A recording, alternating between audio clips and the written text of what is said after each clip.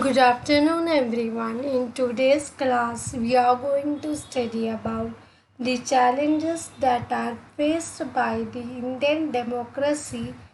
In that first one, we are going to study about what is the concept of the democracy, what are the main features of the democracy, and in third point, we are going to study about the challenges that hinders the development of Indian democracy. So let's begin the section then. In old and ancient Indian system, monarchy was in practice, wherein king was the head of the government and people have no rights to take part in the political affairs of the state. They should obey the laws made by the king. Questioning the king was considered as punishable offense when people got their voting right, that is in 1951, first general election took place in India, but people did not use their voting right properly due to the lack of political education among them. In simple words, we can say that votes are freely exchanged for the notes. This leads to, then what is the impact of this? Let's have a look. This leads to selection of inefficient leader who thinks of his own benefit and development and ignore the welfare of the people. So now let's see then how the concept of democracy is originated. Basically, the word democracy is derived from the two Greek words demo and kresi, which means rule of the common people. Here, people itself are the kingmakers. The concept of democracy came into existence in the 20th century. Now let's see what are the basic features of the democracy. In that first one, selection of best candidates, it imparts social and political knowledge. Third one, peaceful voting, little scope for emotions. Fifth one, promotes the nation development. Sixth one, respect to human rights. Seventh one, respect for the rule of the law. Eighth one, citizen participation. Now I will explain you these points one by one. So basically, selection of best candidates refers to the in the monarchy system, we don't have rights to choose the king, whether the king is bad or good. People has to accept him as their leader because kingship was hereditary. But in case of democracy, people it's themselves were the kingmakers. They have all rights to selection, choose and select the best candidates. Second point, it imparts the political knowledge. Since in monarchy system, people have no rights to take part in political activities of the state, but in democracy, people are the pillars of the democracy and their participation is very necessary. Third one, peaceful voting. When people got voting knowledge and political education, they know how to choose the good leader. This leads to the peaceful voting. Fourth one, little scope for emotions.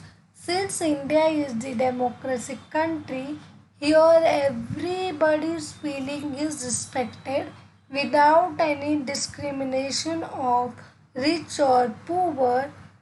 They are free to express their views regarding the development of the nation, policies which were created for the betterment of the people. All are equal before law according to Article 14. Next one, promotes the nation development. This is very simple. When we elect a good leader who thinks of the nation development, automatically it develops the nation. Next one, respect to human rights.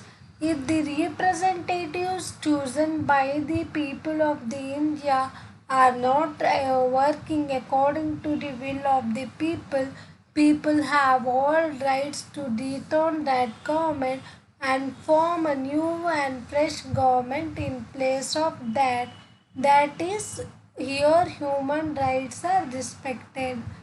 Laws are also respected. If anybody creates a crime, whether he may be rich or a poor, will get a equal punishment without any discrimination because according to Article 14, all are equal before law. Eighth point, the main pillar of the democracy is that is the people because they themselves choose the uh, political leaders who can build a better nation.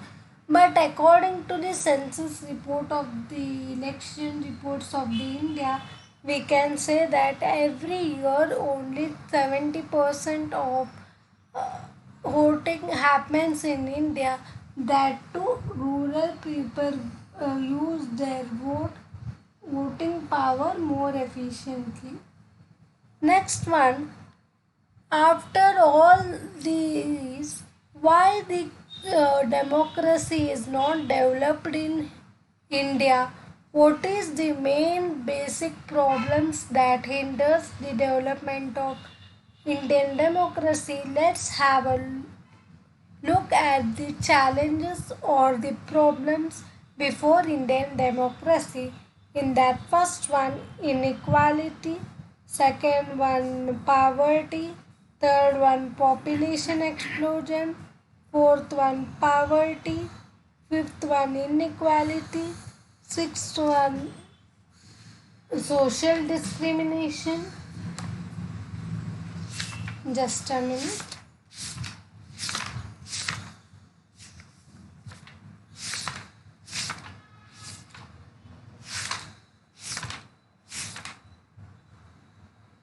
Illiteracy, a sense of prestige, and then last one, marriage restrictions. Then let's see what is the inequality. Since from ancient Indian society, people are born equal, but when it comes in the practice, they are discriminated on the basis of caste, creed, gender, rich and poor, which was removed by the government of India. Now all have got equal rights without any discrimination, and practicing the discrimination is considered as crime. Next one, social distance. Due to the mobility among the different caste, culture, tradition, food habits, social intercourse, and so on are not known and practiced. Hence, it is called as closed society.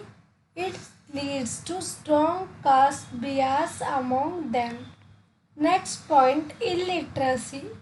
Illiteracy happens due to the ignorance among the people. People that make people conservative. It motivates them to be narrow-minded, superstitious. They believed in old customs, tradition. In such people are very orthodox in their nature. They strongly oppose to any change in the society and consider their own caste is superior than others. Then next point, what is the sense of prestige? The strong desire of the people belonging to particular caste enhance the prestige of their own to get the benefits and the privileges from the society. Other castes were neglected and underprivileged will suffer from the low social status.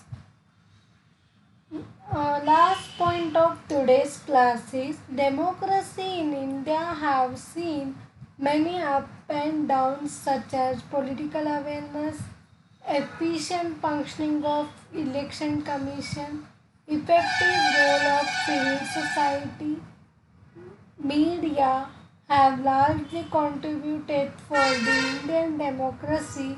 Indians have proved that democracy can work effectively in the different country with the challenges like inequality, illiteracy, communalism, terrorism and corruption.